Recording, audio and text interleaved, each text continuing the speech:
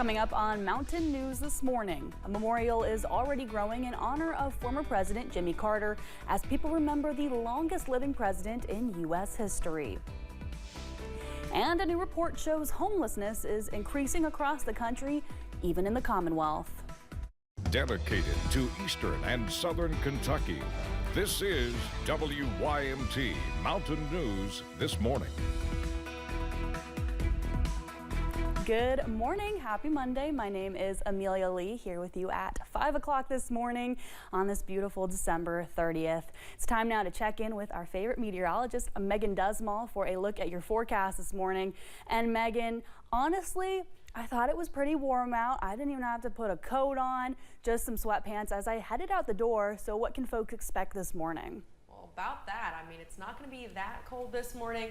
And we're going to get colder as you're heading through the next couple of days, so take advantage of not having to set up a ton of extra time in your morning schedule as you're heading out the door. So let's take a look at those current temps, and as you can see, not too terrible. Normally this time of year you'd expect the mid-40s for the high, and that's what we're seeing right now as you're heading out the door. And we're going to get even warmer as we go into the afternoon hours. Here are those forecast highs for today. Mid-50s across the board and upper 50s as you're heading towards Jacksboro, Williamsburg, Somerset, and Monticello. But we do have the slightest chance of rain this morning as we have the remnants of yesterday's rain coming through the area. And it'll continue to taper off throughout the day, but you're not quite done with it because we have another chance picking up as you're heading into the overnight hours and into your Tuesday. So overall, not too terrible of a day, on the warmer side of things and just slightly wet. Amelia? All right, Megan, thank you. This morning, millions around the country are pausing to remember the life of the nation's 39th president, Jimmy Carter.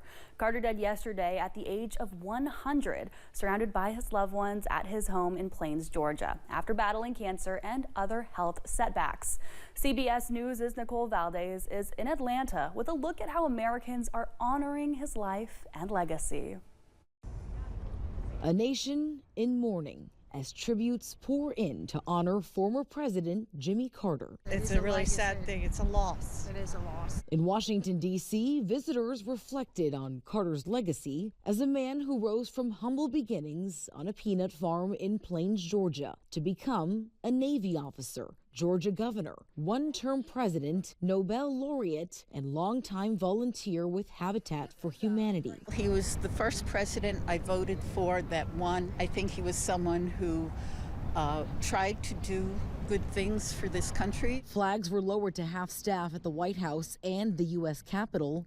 Just outside the city, there was a moment of silence before the Sunday night football game between the Washington Commanders and the Atlanta Falcons. New York's Empire State Building lit up in red, white, and blue. A makeshift memorial of flowers and messages are growing here at the Carter Center in Atlanta. One note reads simply, "We love you, President Carter." Last night, President Joe Biden called Carter a remarkable leader, humanitarian, and dear friend. Some look at Jimmy Carter and see a man of a bygone era with honesty and character, faith and humility. It mattered. But I don't believe it's a bygone era. I see a man not only of our times, but for all times. The Carter Center says public memorial services will also be held in Atlanta, all before Carter is laid to rest near his home, next to his beloved wife, Rosalind. Nicole Valdez, CBS News, Atlanta. Former U.S. presidents have also commented on former President Carter's passing.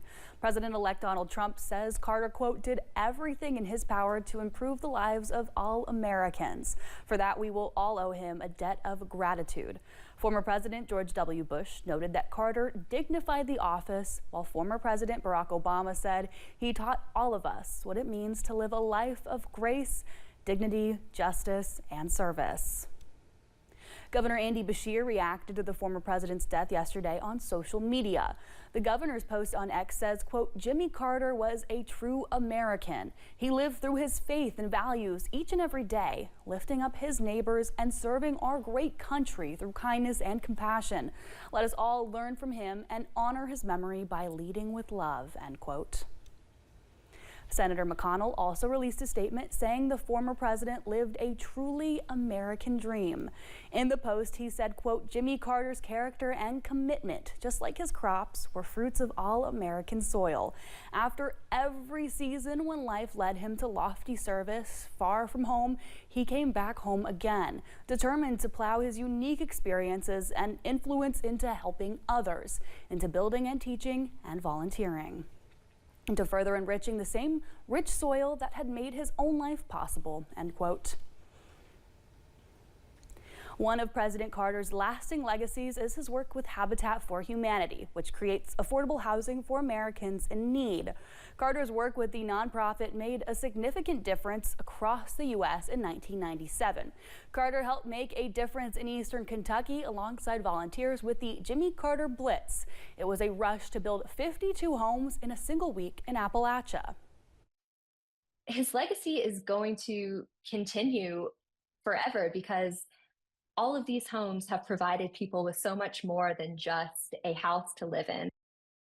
Laura Daly says the impact goes beyond just a house.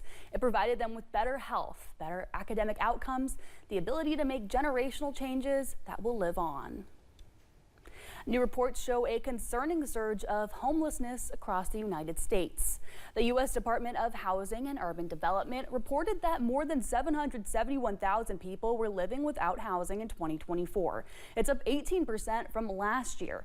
In Kentucky, the report found a 9.8% increase. But those who work with the unhoused communities say those numbers could be even larger than what's being documented.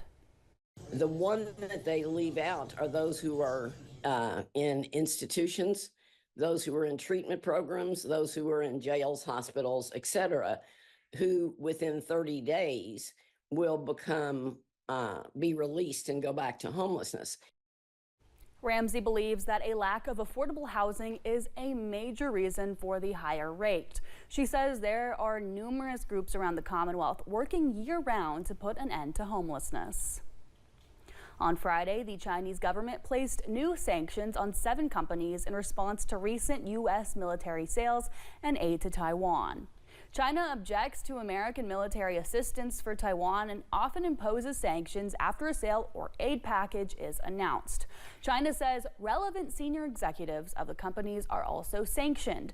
Any assets they have in China will be frozen, and organizations in China are prohibited from engaging in any activity with them. Police are stepping up patrols as the new year approaches. The Drive Sober or Get Pulled Over campaign runs until New Year's Day. State transportation officials say last year there were more than 4,000 crashes due to impaired driving. They say to make sure you have a sober designated driver if you do plan on drinking. Well, thank you for getting your day started with us here on Mountain News this morning. Still to come, this year's Rose Parade is celebrating the gift of life by remembering organ donors and the people they saved. And eastern Kentucky isn't quite done with the rain just yet. I'll have more coming up.